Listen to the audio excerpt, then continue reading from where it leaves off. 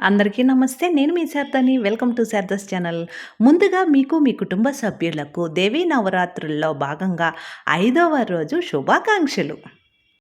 5వ రోజు అమ్మవారికి దద్దోజనం నివేదన చేస్తారండి. ఈ దద్దోజనం ఎంతో సింపుల్‌గా తయారీ విధానం ఈ వీడియోలో చూద్దామండి. పూజా వీడియో మాత్రం అమ్మ దీవెన ఛానల్‌లో చూడండి.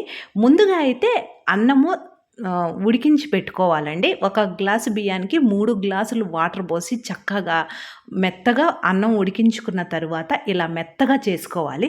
ఆ మెత్తగా చేసుకున్నటువంటి అన్నంలో కాచి చల్లారినటువంటి పాలు 2 కప్పులు పోసుకోవాలి. అంటే మనం తీసుకునే అన్నాన్ని బట్టి పాలు వేసుకోవాలండి.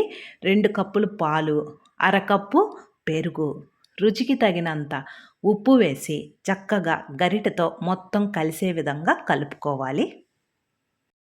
అన్నం వేడి మీద కానీ కలిపామనుకోండి త్వరగా పులుపొస్తుంది. అందువలన అన్నము చల్లారాలి, పాలు చల్లారిన తరువాతనే ఈ దద్దోజనం అనేది కలుపుకోవాలి. ఇలా పల్చగా ఉండాలండి.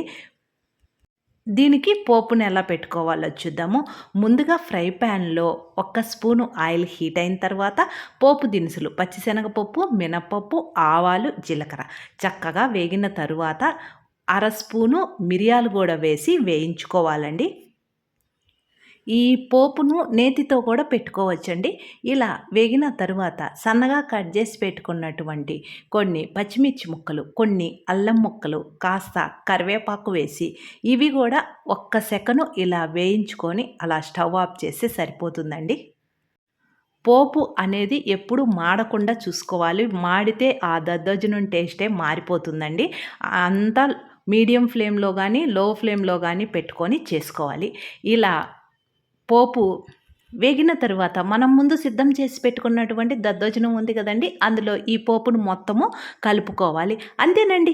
ఎంత సింపుల్‌గా 5వ రోజు అమ్మవారికి సమర్పించేటువంటి నైవేద్యం దద్దోజనం. తయారీ విధానం చూశారు కదండీ! మీకు నచ్చితే ఒక లైక్ చేసి షేర్ చేయండి. మన శారదాస్ ఛానల్ ఫస్ట్ టైం చూస్తుంటే మర్చిపోకుండా సబ్స్క్రైబ్ చేసుకోండి. ఈ దేవీ నవరాత్రులు అన్ని రోజులు పూజ చేయడానికి కుదరని వాళ్ళు ముఖ్యమైన 3 రోజులు పూజ చేస్తే ఈ 11 రోజులు పూజ చేసినంత ఫలితం దక్కుతుందండి. ఆ 3 రోజులు ఏంటో పూర్తి వివరాలతో ఆల్రెడీ అమ్మ దీవెన ఛానల్లో వీడియో అప్లోడ్ చేశానండి. మీకు ఉపయోగపడుతుంది అనుకుంటే ఆ ఛానల్ని కూడా చూడండి.